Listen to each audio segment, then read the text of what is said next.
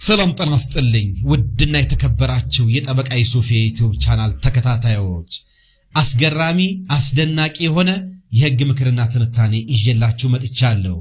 ይህም ባለፈው እንደምታስታውሱት አዲስ የባለትዳሮች ህግ ወጣ በሚል ብዙዎቻችሁ የተነጋገራችሁበት ብዙዎቻችሁ የወደዳችሁት የህግ ምክርና ትንታኔ ለእናንተ አድርሼ ነበር። ይህም የፌዴሬሽን ምክር ቤት ባልና ሚስት ባለትዳሮች በህጉ አግባብ በቤተሰብ ህጉ በተቀመጠው አግባብ በፍርድ ቤት በጸደቀ ፍቺ ሳይለያዩ ቀርተው ለረጅም ዓመታት ተለያይተው መኖራቸው ሌላ ትዳር መስርተውም ሊሆን ይችላል ላይሆንም ይችላል መቆየታቸው ጋብቻቸው በፍቺ እንደፈረሰ አያስቆጥርም። ስለዚህ ከ15 ዓመት በኋላ ከ10 ዓመት በኋላ አንደኛው ባለትዳር ወደ ሌላኛው ባለትዳር ሄዶ ንብረት አካፍለይ ቢል ይችላል። ምክንያቱም በህጉ አግባብ ጋብቻው ስላልፈረሰ ብሎ የሰጣውን ውሳኔና የፌዴራል ጠቅላይ ፍርድ ቤት ሰበር ሰሚ ችሎት በ1999 ዓመተ ምህረት በመዝገብ ቁጥር 20938 ሰጥቶት ውሳኔውን አሳርፎ እስከ በፌዴሬሽን ምክር ቤት ውሳኔ እስከ ተሻረበት እስከ መስከረም 27 ቀን 2012 ዓመተ ምህረት ድረስ ለ13 ዓመታት ያክል ሲሰራበት የነበረውን ህግ ሰርዞ ነው የፌዴሬሽን ምክር ቤት ይሄንን ህግ አውጥቶ የነበረው። እንግዲህ ሰበር ሰሚ ችሎቱ በመዝገብ ቁጥር 20938 በ1999 ዓመተ ምህረት ሰጥቶ የነበረው ውሳኔ ከዚህ በፊት እንደነገርኳችሁ ባልና ሚስት በፍርድ ቤት ባይፋቱም ፍቻቸው በፍርድ ቤት ባይጸድቅም ለረጅም ዓመታት ተለያይቶ መቆየታቸው ሌላ ትዳር መመስረታቸው ወይም አለመመስረታቸው ብቻ ለረጅም ዓመታት መለያየታቸው ፍቺን ስለሚያሳይ እንደ ፍቺ ይቆጠራል ብሎ ውሳኔ ሰጥቶ ነበር። ይህ ውሳኔ ግን አንደኛ የፌዴሬሽን ምክር ቤት ሲተቸው ይሄን የፌዴራል ጠቅላይ ፍርድ ቤት ሰበር ሰሚ ችሎት በህጉ አግባብ 3 ናቸው ፍቺ የሚፈርስባቸው በፍርድ ቤት ፍቺ ሲወሰን እንደዚሁም አንደኛ የትዳር አጋር ሲሞት ወይም አንደኛ የትዳር አጋር ጠፍቶ በህጉ አግባብ የመጥፋት ውሳኔ ሲሰጥ እንጂ ከነዚህ ከ3 ምክንያቶች ውጪ ሌላ አራተኛ ምክንያት ሰጥቶ ትዳርን ማፍረስ አይቻልም። ይህ ከሆነ ባለትዳሮች ተጋቢዎች ትዳራቸውን በቸልተኝነት እንዲያፈርሱ በር መቅደር ነው። ሁለተኛ በዚህ ውሳኔ መሰረት ብዙ ሴቶች የንብረት መብታቸውን እያጡ ነው፣ ሳይካፈሉ የለፉበትን ንብረት እያጡ ነው በሚል ውሳኔ ተሰጥቶ ከ1999 ዓመተ ምህረት ጀምሮ እስከ 2012 ድረስ ለ13 ዓመታት ሲሰራበት ነበር። የፌዴሬሽን ምክር ቤት እንግዲህ መስከረም 27 ቀን 2012 ዓመተ ምህረት በመዝገብ ቁጥር 49 ህዝባር 10 ይህንን ውሳኔ ሰጥቶ ይሄ ውሳኔም ተግባራዊ ሲደረግ ነበር። እንግዲህ የሚገርመው ሁኔታ የሚጀምረው እዚህ ጋር ነው የፕሮግራም ተከታታዮች። ስለዚህ መስከረም 27 ቀን 2012 ዓመተ ምህረት ከዚህ በፊት ለረጅም ዓመት በህጉ አግባብ ያልተለያዩ ባለትዳሮች አብረው እንዳሉ ነው የሚቆጠረው። ስለዚህ ንብረታቸውን ይጠይቃሉ የሚለውን ይህን ውሳኔ የሰሙ እንግዲህ ብዙ የተለያዩ ወንዶችም ሴቶችም ወደ ፍርድ ቤት መጉረፍ ጀመሩ ማለት ነው። ይሄ ነው አሁን እንግዲህ ብዙ ውዝግብና እንግዲህ ጉድ የፈጠረው። አሁን የምነግራችሁ ውሳኔ ከየት ተነስቶ የት እንደደረሰና መጨረሻ ይሄንን ክስ ያቀረቡ ወይዘሮ እንዴት ጉድ እንደሆኑ አሁን እነግራችኋለሁ። እንግዲህ በደንብ በጥሞና እንድትከታተሉኝ በድጋሚ እጋብዛችኋለሁ። እንግዲህ ይሄንን የፌዴሬሽን ምክር ቤት ውሳኔ የሰሙ እኚህ ወይዘሮ ህዳር 9 ቀን 2012 ዓመተ ምህረት የተፋቱት በሽማግሌ 2000 ዓመተ ምህረት ነው ባል እንደሚሉት። ስለዚህ ከ12 ዓመት በኋላ እንግዲህ ልብ በሉ የፌዴሬሽን ምክር ቤት ይህን ውሳኔ የሰጠው መስከረም 27 ቀን 2012 ዓመተ ምህረት ነው። እሳቸው ግን በቃ መስከረም 27 ይሄ ውሳኔ ተሰጠ። ህዳር 9 ቀን ከ12 ቀን በኋላ ውሳኔ ሲሰሙ ምን አደረጉ? ለወልዲያ ፍርድ ቤት ክሳቸውን አቀረቡ ማለት ነው። ክሳቸውን አቀረቡ እንግዲህ ሲል ከወልዲያ ተነስቶ አማራ ክልል ሰበር ድረስ ደርሶ የፌዴራል ጠቅላይ ፍርድ ቤት ሰበር ሰሚ ችሎት ክርክራቸው ደረሰ ማለት ነው። የወረዳው ፍርድ ቤት ሚስት መካፈል የለባትም ሲል፣ ከፍተኛው ፍርድ ቤት ባል ሊያካፍል ይገባል ሲል፣ ጠቅላይ ፍርድ ቤት ደግሞ መካፈል የለባትም እያለ መጥቶ ጉዳዩ የፌዴራል ጠቅላይ ፍርድ ቤት ሰበር ሰሚ ችሎት ደረሰ።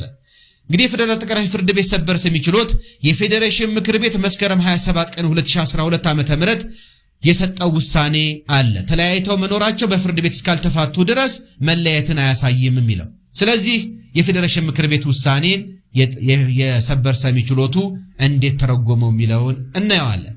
ስለዚህ ምንድነው የፌዴሬሽን ምክር ቤት ውሳኔ ተፈጻሚ የሚሆንበት ጊዜ ምክር ቤቱ በሚሰጠው ውሳኔ በግልጽ ካልተመለከተ በቀር ውሳኔው ከተሰጠበት ቀን ጀምሮ ነው። ስለዚህ የፌዴሬሽን ምክር ቤት መስከረም 27 ቀን 2012 ዓ.ም ይሄን ውሳኔ ሲሰጥ ከዚህ በፊትም ባሉ ከ2012 ዓ.ም በፊት በእንዲህ አይነት ፍቺ በተፋቱ ባለትዳሮች ላይ ተፈጻሚ ይሆናል ስላላለ ውሳኔው የሚጸናው ከመስከረም 27 ቀን 2012 ዓ.ም ነው። እርሶ ደግሞ እኚህን ወይዘሮ የተፋቱት ህዳር 2000 ዓ.ም ላይ ነው።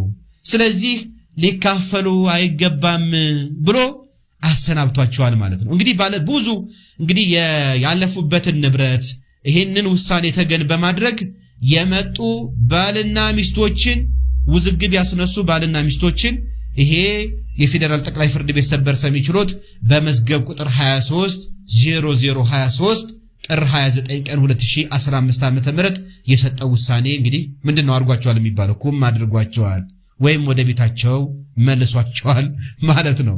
ምክንያቱም ውሳኔው ተግባራዊ የሚሆነው የፌዴሬሽን ምክር ቤት ውሳኔውን ከሰጠበት ከመስከረም 27 ቀን 2012 ነው እንጂ ከዚህ ከመስከረም 27 ቀን 2012 ዓ.ም በፊት ተፋተው በራሳቸው ተለያይተው በፍርድ ቤት ፍቺው ሳይፈርስ ዝም ብለው ሲኖሩ የነበሩ ሰዎች ይሄንን ውሳኔ ተገን በማድረግ ባልም ከረጅም ዓመት በኋላ መጥቶ የሰው ትዳር መበጥበጥና ንብረት ልካፈል ማለት አይችልም።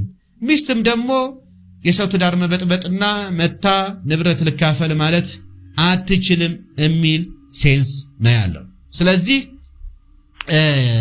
እንግዲህ በዚህ በፌዴሬሽን ምክር ቤት መስከረም 27 ቀን 2012 በሰጠው ውሳኔ በግልጽ ይሄ ውሳኔው ከመቼ ጀምሮ ተፈጻሚ ይሆናል የሚለውን በግልጽ አላመላከተም። በግልጽ ባላመላከተበት ወቅት ደግሞ ውሳኔው ከተሰጠበት ቀን ጀምሮ ነው ይሄ ውሳኔ ተፈጻሚ የሚሆነው። ከመስከረም 27 ቀን 2012 ዓ.ም በፊት በእንዲህ አይነት በፍርድ ቤት ሳትፋቱ በህግ አግባብ ዝም ብላችሁ የተለያያችሁ ባልና ሚስቶች ቁርጣችሁን እወቁት። ይሄንን ውሳኔ ተገና አድርጋችሁ መታችሁ ባል ለብቻው 15 ዓመት 10 ዓመት የለፋበትን ሚስት ለብቻዋ 10 ዓመት 15 ዓመት የለፋችበትን ሌላ ባል አግብታ ሊሆን ይችላል፣ ባልም ሌላ ሚስት አግብቶ ሊሆን ይችላል። መታችሁ ገና ለገና የፍርድ ቤት ፍቺ ወረቀት ስለሌላችሁ የፍቺ ውሳኔ ስለሌላችሁ ልካፈል ማለት አትችሉም። በእንዲህ አይነት ፍቺ ከመስከረም 27 ቀን 2012 የተፋቱ ብቻ ናቸው ተጠቃሚ የሚሆኑት ተብላችኋል ማለት ነው። እንግዲህ ይሄንን ፕሮግራሜን የምትከታተሉ በዚሁም እንግዲህ የምትከታተሉ የፕሮግራም ተከታታዮች ጥንቃቄ እንድታደርጉ ነው። በዚሁ አግባብ የምትለያዩ ሰዎች ደግሞ ይሄ አደጋ ወደፊት እንደሚመጣባችሁ አውቃችሁ ከክፉ ይጠብቃችሁና አስፈላጊውን ጥንቃቄ እንድታደርጉ እንግዲህ ጠበቃ ዮሴፍ ይመክራችኋል። የዛሬው ይሄ የፌዴሬሽን ምክር ቤት የሰጠው ውሳኔ በሱን ተከትሎ የፌዴራል ጠቅላይ ፍርድ ቤት ሰበር ሰሚ ችሎት ይሄንን የፌዴሬሽን ምክር ቤቱን ከመቼ ጀምሮ ነው የሚቆጠረው ቀኑ የሚለውን የተረጎመበት አግባብ ብዙ ዝግቦችን የፈታ ብዙ የሰዎችን ጉድ ያጋለጠ ነው። የዛሬው እንግዲህ በጣም ገራሚም የህግም ትንታኔ ልትሉት ትችላላችሁ፣ አስገራሚም ፓርት አለው።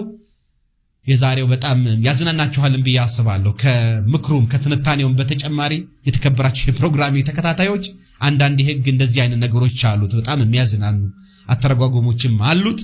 ስለዚህ ቁርጣቸውን ወቁ ተብለዋል። እንግዲህ እንዲህ አይነት ባልና ሚስቶች ወደፊትም በእንዲህ አይነት አግባብ መለያየት የምትፈልጉ ሰዎች እናንተም በፍቅር እንድትኖሩ እንመኝላችኋለን። ነገር ግን እናንተም ቢሆን ጥንቃቄ እንድታደርጉ ተብላችኋል። አብራችሁ ነበርኩ ጠበቃና የህግ አማካሪ ሱፋ ከበረ ነበርኩኝ። በጣም ዘና እንደሚያደርጋችሁ ጠብቃለሁ። በሌላ የህግ ምክርና ትንታኔ እንደዚህ በጣም ጣፋጭ በሆኑ በጣም ደስ በሚሉ የህግ ምክርና ትንታኔዎች ጠቃሚ በሆኑ የህግ ምክርና ትንታኔ እስከምንገናኝ ድረስ መልካም ቀን እንዲሆንላችሁ እንደተለመደው እመኝላችኋለሁ። ይህን ቻናል ሰብስክራይብ ማድረግ፣ ሌሎች እህት ወንድሞቻችሁ እንዲጠቀሙበት ደግሞ ለነሱ ሼር ማድረግ ማስተዋወቅ እንዳትረሱ። በድጋሚ ባባይ